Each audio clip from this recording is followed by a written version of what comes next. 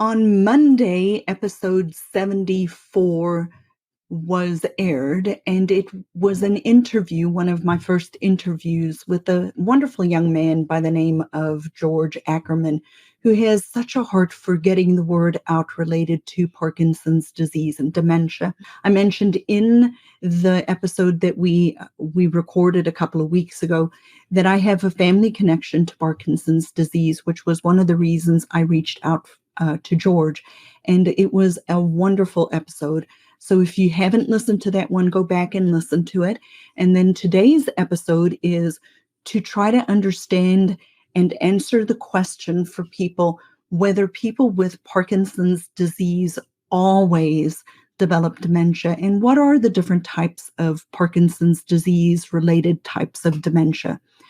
I invite you, if you have not yet registered for my free monthly workshop, to go to Instagram and direct message me the word workshop, and you can get the link to sign up for the workshop. It's about 2 hours, and we really go in depth into the process of how you can start to actually change the outcome of your family caregiving journey.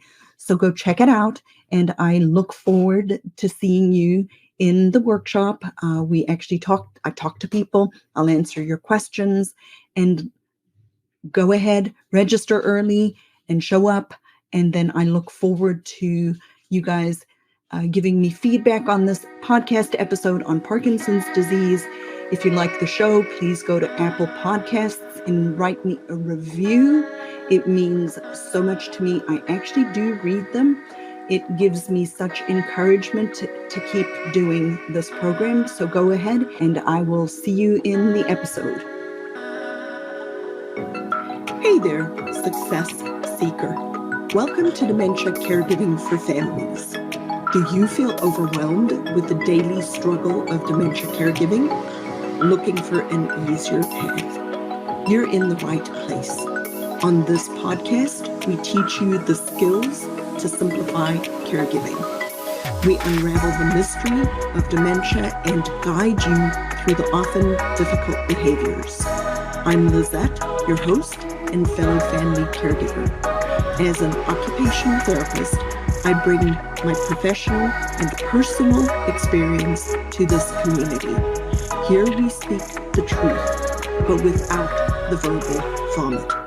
I know you will find value in today's program, so buckle up while this flight takes off. Welcome to episode 75, which is, do people with Parkinson's disease always develop dementia? So let's unpack that a little bit. I'd like to start with what is Parkinson's disease. The reason for today's episode is because earlier this week in episode 74, I interviewed Dr. George Ackerman, and it was such a wonderful experience for me. And he is doing such tremendous good work in Parkinson's disease advocacy. But because there is a strong component of dementia related to Parkinson's, I thought I would unpack that a little bit today. A little known fact, probably a little more known fact since I mentioned it in Monday's episode, is that my grandfather actually had Parkinson's disease. So when I first started working as an occupational therapist, it was my very first specialty certification was in how to help people living with Parkinson's disease. It was very frustrating to me because when we were living here in the United States, obviously my grandfather was still in South Africa, and as his Parkinson's disease progressed, I was able to hear the changes and the signs and symptoms that he was having of late stage Parkinson's, including developing probably a Parkinson's disease dementia over time, as well as the problem that he was having aspiration, or he was choking on his own saliva when I spoke with him on the phone. It was very difficult and sad for me because I had all of this knowledge and information that I could use to help my own family, and I was unable to do it because I was living on the other side of the world. So, as a family caregiver, I want you to hear very clearly that I understand that sometimes you have the desire to help a family member living with dementia, whether it be Parkinson's disease dementia, Lewy body dementia, or any of the other types of dementia. And it is due to providential circumstances, not in your ability to actually do something to physically help them because of whatever factors that may be. So I want to encourage you, if you're in a position where you are wanting to be a family caregiver and help somebody that you love living with dementia, but you're unable to do it, it is a difficult thing to accept, but it is okay as long as you can do everything you can to help that person thrive. And if you're helping the people who are able to support them, give yourself some grace and give yourself some comfort that the Lord knows you have this desire, and to just continue to serve where you can, educate people, continue to learn for yourself. So it's hard. It's hard sometimes. The world is turned into a much larger place, but a much smaller place. My family is spread over 4 different continents. We have family in Canada, in the US, in Australia, and in South Africa. So I get it. Be gracious to yourself, dear courageous person who is a family caregiver. Thank you for being here and listening to today's episode. And let us start with understanding, first of all, what is Parkinson's disease? So Parkinson's disease is a disease process where you start to have abnormal things clump up in your brain. It also has to do with a neurotransmitter. Idiopathic Parkinson's disease has to do with our body not getting enough dopamine, which means that we start to have these signs and symptoms of Parkinson's disease. So what are the signs and symptoms of Parkinson's disease? I promise this isn't going to be all sciencey. I get that. I can do the whole nerd thing, but we're not going to do the whole nerd thing. The typical 4, what we would call cardinal signs, or the signs that doctors are looking for when diagnosing somebody living with Parkinson's disease, and we're starting specifically with Parkinson's disease first, are tremor.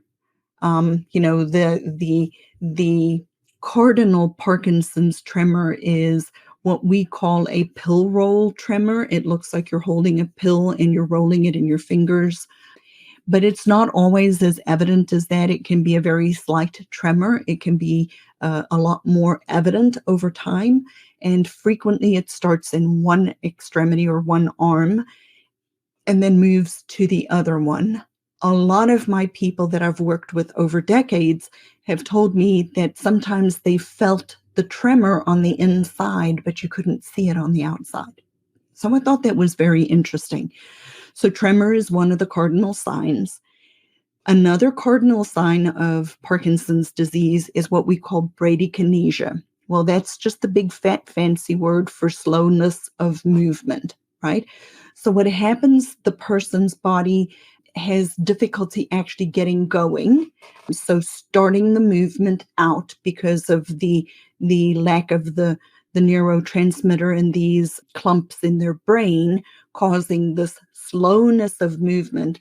And then once the movement starts, so the person is very difficult to get going, but once they get going, they cannot stop either. And I've seen people living with Parkinson's disease where, they struggle to get up and going, but then on the other end, when they're trying to stop on the other side, they can't slow it down either. So that happens as well. That's called bradykinesia, fancy word for slowness of movement. The third cardinal sign of Parkinson's disease is what we call rigidity, right? So it's kind of think like a board. Difficulty bending or straightening out. It very rigid. We all understand what rigid looks like, right? We're like think of a guy standing in front of Buckingham Palace like a board. That's rigid. Then we have what we call postural instability. That's the 4th cardinal sign of Parkinson's disease. And what that looks like is this postural difficulty with balance. So a lot of people with Parkinson's disease will end up falling. Difficulty with coordination, which all of these work together. So those are the signs of Parkinson's disease. But back to the question, do people with Parkinson's disease always develop dementia? Have you ever wondered why women in particular are struggling when they are family caregivers? Why we wait so long to actually either prioritize ourselves or prioritize our health or prioritize our other relationships? Why we give and give and give at the expense of ourselves. I have often wondered why. And frequently, one of the things that pops out is that I don't think women believe that they deserve to take care of themselves. We're moms. Oftentimes, we are either professional caregivers or we are in the caring profession or caring professions of various different kinds. And so we tend to put our wants, needs, and desires in the background, which is all well and good when life is smooth sailing. It's not such a good idea when you are a family member of somebody living with dementia, is it? It is very difficult to navigate either dementia caregiving or the healthcare system related to caregiving, the healthcare system at all, family members related to dementia caregiving. The list goes on and on and on. And I know that you know because you are living this. But today, if you are listening to this podcast, Dementia Caregiving for Families, I have an invitation to you to become a founding member of my brand new group coaching program.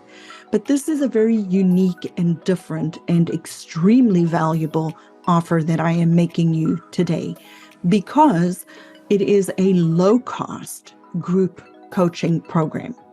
Now, what does that mean? What's the difference between a group coaching program and a membership? There are lots of memberships. Think Netflix or, even Amazon Prime is a membership. It's just an annual membership, your AAA membership. There are lots of memberships, right?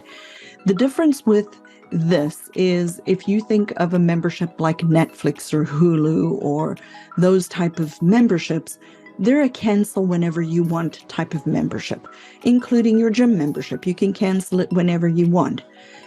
I'm proposing a different, unique way of dementia caregiving communities. I'm proposing that we don't look at it from stop whenever you want to because life's gotten crazy and in the way type of community and cancel it.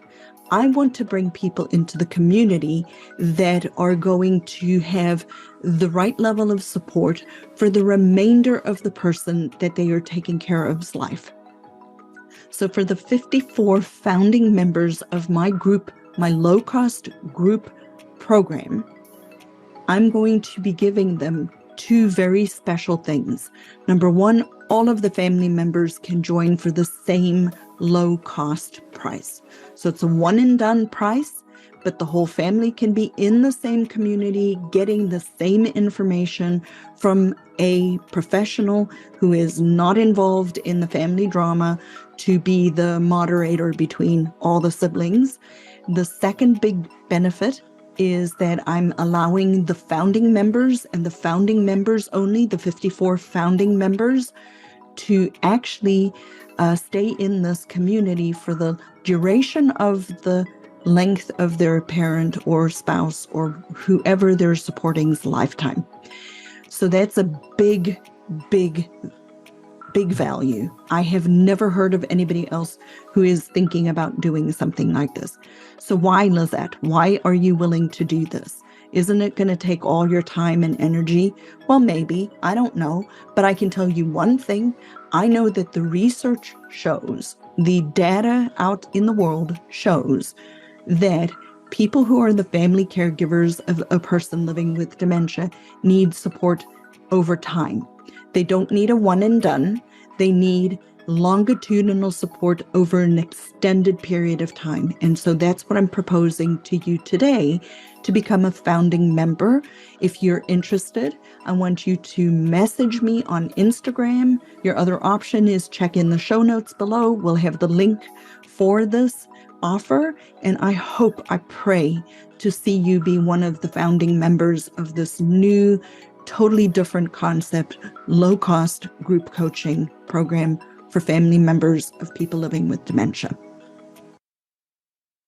The short answer is no. However, having said that, a large percentage of people who have idiopathic Parkinson's disease, which means that the medication for the dopamine replacement can actually affect a change and help them. So there are different types of Parkinson's disease. But a person who has idiopathic Parkinson's disease, the one that the medication, Sinemet, or a dopamine replacement can help with, do they always develop dementia? And the short answer is no. However, like I said, a large percentage of people who have Parkinson's disease, if they live long enough, can develop dementia on top of their Parkinson's disease. So the second point we're going to talk about is understanding Parkinson's disease-related dementias, right? What does that mean? Most of you guys have heard of the umbrella term related to dementia, right? So dementia is a overarching or umbrella over multiple different types of dementia. And one of the umbrellas underneath that is the umbrella of Parkinson's related dementias. Now, underneath that umbrella, think another baby umbrella. And underneath the baby umbrella, we have three things. We have dementia with Lewy bodies, we have Parkinson's disease, and then we have Parkinson's disease dementia. So Parkinson's related dementias are about 5 to 10% of the dementias, depending on which, resource you're looking at, but about 5 to 10% of the dementias are Parkinson's disease related dementia or Parkinson's related dementias. So what's the difference between the two?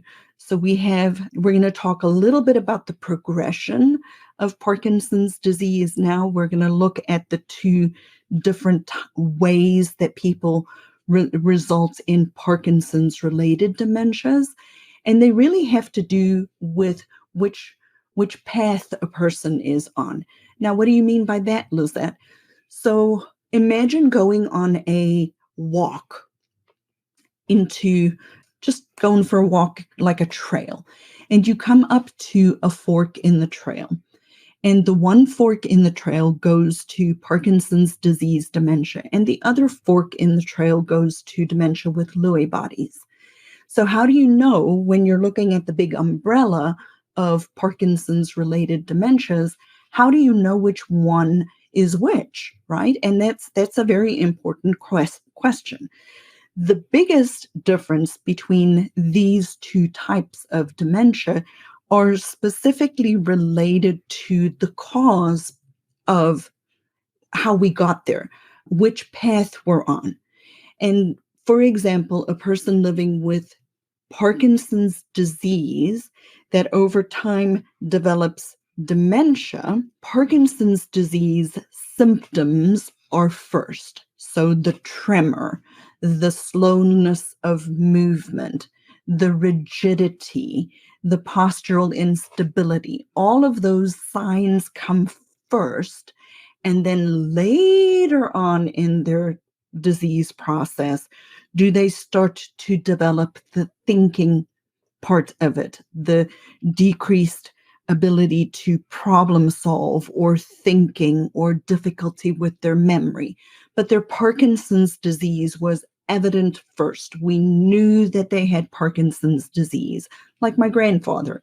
My grandfather likely had Parkinson's disease, dementia, because he had Parkinson's. I was young. I don't recall exactly how old he was when he developed Parkinson's disease, but he was in his 60s, maybe mid to late 60s, and he lived until he was 85. So by the time he got to the latter part of his 20-year plus journey with Parkinson's disease, his disease process had translated into having difficulty with his thinking, difficulty with his memory. All of the thinking stuff, what we call dementia, came later on. The physical stuff came first. Now, the flip side of that is a person who is living with dementia with Lewy bodies. So that's a different type of dementia. It's also still the Parkinson's related dementia, but dementia with Lewy bodies is when the thinking stuff comes first and the physical stuff comes later on. Lewy body dementia is caused because the body makes these deposits of protein in the brain that cause, over time, the stiffness and the tremors and the slowness. But the thinking stuff started first. So typically we notice a memory deficit or other types of difficulty processing. So their thinking signs come first, and then their physical signs come later. I still find it very sad. And I think about this often when I do my classes, my free workshop, which I do a couple of times a month. I do a monthly free workshop on 3 tips for you to be able to manage, quote unquote, challenging behaviors in somebody living with dementia, that I invite you to come to sign up for it. The link is in the show notes. Like I said, I do this free workshop. It's about 2 hours every month and a couple of times a month. I would love to have you come so that you can kind of learn a little bit more about this. So I do my free workshop and I mention Patch Adams frequently during my workshop for a couple of reasons. Patch Adams was a physician, and I don't recall what years he was a physician. However, he was played by the actor Robin Williams. And so when I do my free workshop, I actually have a lot of Patch Adams quotes in it because Patch Adams, Robin Williams, who played Patch Adams, was actually, he committed suicide. And initially, everybody thought he had just committed suicide because he was depressed. Well, come to find out when they did an autopsy, he had undiagnosed Lewy body dementia or dementia with Lewy bodies. So it can really impact people's thinking processes first, and then the physical signs come later on. So that's the biggest difference between the progression of dementia with Lewy bodies or Parkinson's disease dementia. Now, what can you do about it? If you suspect somebody you love has Parkinson's disease, don't despair about it. Get a diagnosis. An earlier diagnosis is better. The sooner you find out what you're dealing with is better, because there are things that you can start to do. There's a lot of therapy. There's one called LSBT Big. There are lots of different things that you can do for somebody living with Parkinson's to truly impact their life, keep them active, decrease the physical signs of the Parkinson's disease, find a Parkinson's disease support group, truly focus on the physical stuff for a person who is living with idiopathic Parkinson's disease. Start there. Start with the physical stuff. Learn as much as you can about the whole process of living with Parkinson's disease, because it can impact everything. It impacts people's ability to sleep. It makes people sometimes not initiate real well. There are lots of things that go with it outside the scope of this podcast today, but really get yourself involved with the local Parkinson's Disease Association and learn as much as you can about Parkinson's disease. Now, if you have somebody who you love and you support and you know that they have Lewy body dementia, I invite you to truly reach out to me. Consider joining my Founding 54 low cost, truly ridiculous price, low cost group membership, so we can help you with the way that you need to help the person you love who has both physical problems as well as cognitive impairment. So we want to put you in a group where you get support, where you can ask questions, where there's a positive community around you for support, where we can track your stress levels, where we can give you the practical skills that you need to take care of the person that you're helping who has a diagnosis of Lewy body dementia or dementia with Lewy bodies. You need to find support. There are only a handful of places people can truly get support related to these types of dementias. Some of them are free Facebook groups. The problem I have with free Facebook groups is unless you're very careful about the Facebook group that you're in, it can be what I call verbal vomit, where everybody is feeling anonymous and they just come in and they can just go blah and say everything that they want about things because there's a modicum of, anonymity. People don't know who I am. And I'm really trying to create, my mission is to create a positive, not a just say it's positive and forget the realities, but to look at the problem differently and to teach people to think differently about their journey, because you can become an extraordinary caregiver. You can change how your thought processes are related to whatever type of dementia you are helping somebody with. But it starts with me. I can't change the circumstances that I'm living in. I cannot change the fact that I know my dad now has mild cognitive impairment. I cannot change the reality that I'm having to be a family caregiver to my mom and my dad. I cannot change that. The only thing I can change is how I choose to live and how I choose to respond to the changes in my life. And I choose to be a caregiver that is going to do everything in my ability to protect myself and my own mindset and the way I look at the problem and how I come to coming up with practical solutions to the specific problems instead of just focusing on the stuff I cannot control. It's been fascinating to me as I've been learning about starting a business, how similar the mindset of a person who is an entrepreneur has to be related to starting their business and how much overlap there is between that and being a successful, extraordinary caregiver. It starts with what you believe. It really does. And so if you're ready for more help and support, if you're looking for a positive, uplifting, science-backed, evidence-based, not fluff, not verbal vomit community that is a low-cost group, not a membership. A membership implies you can leave. I want to bring people in for the duration of their journey. I want you to have support and success around you for the entire time.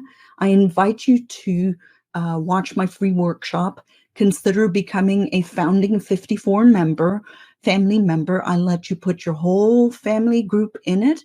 And right now it is a ridiculous offer to start this group cohort out, because my goal is 54 founding families.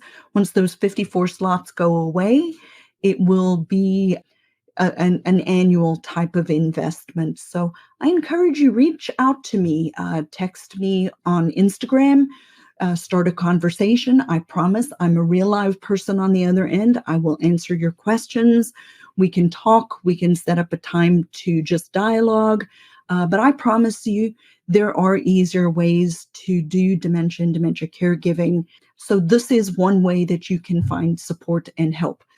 So what did we talk about today? We talked about what Parkinson's disease is, right? How Parkinson's disease is different, that there are different types of Parkinson's disease, what the signs and symptoms of Parkinson's disease are. Then we talked about understanding Parkinson's related dementias. We talked about Parkinson's disease dementia, and we talked about dementia with Lewy bodies, which are just two different paths to the same outcome. We really looked at that in depth, and then we talked about how you can get more individualized support. If I resonate with you, I would love to meet you. I am here for the duration. We are going to change the outcome for the family caregivers of people living with dementia to answer the question, do people with Parkinson's disease always develop dementia?